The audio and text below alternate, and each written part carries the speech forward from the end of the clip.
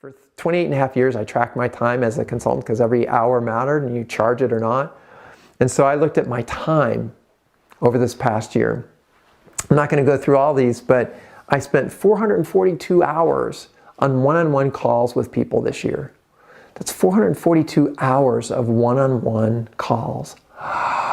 When I looked at that, I was like, so good. That means that's my significant impact. That means I'm talking to people, they're impacting me. There's this authentic exchange.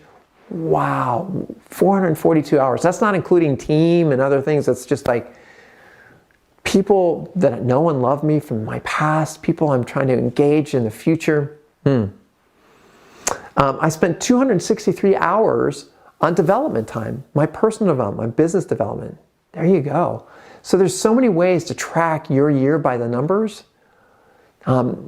What are some of those numbers for you? I know I'm a geek, so I track a lot of analytics, but you don't have to be all that. But where have you gone? What have you done?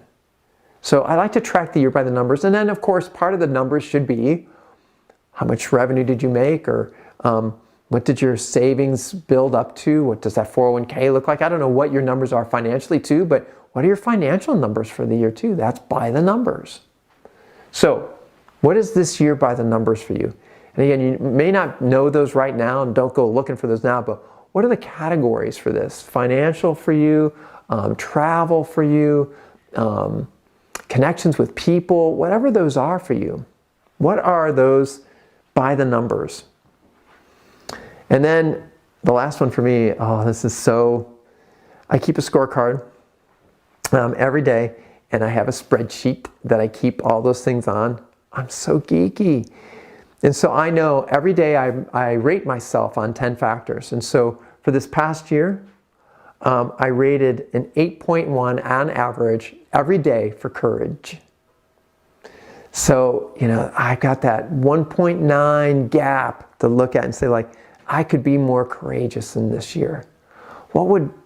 If I could move that from 8.1 to 8.2 or 8.3, or I don't know, even be bold and say, what's my goal what would it look like for 2021 to move courage to a 9? What courageous acts would that mean? That's the cool part of measuring things. It's like, wow, I could be more courageous.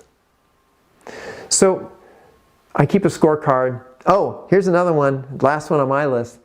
Since March, for the reasons of this year, I've walked into 3 stores. Nope, that's it, 3 stores. I've only walked into 3 stores. One was the dentist. Went to the dentist. I got a flu shot early in the year. I can't remember what the third one is. But anyway, so 3 stores I've walked in since March. I'm so proud of that one. So, all right. So that's this year by the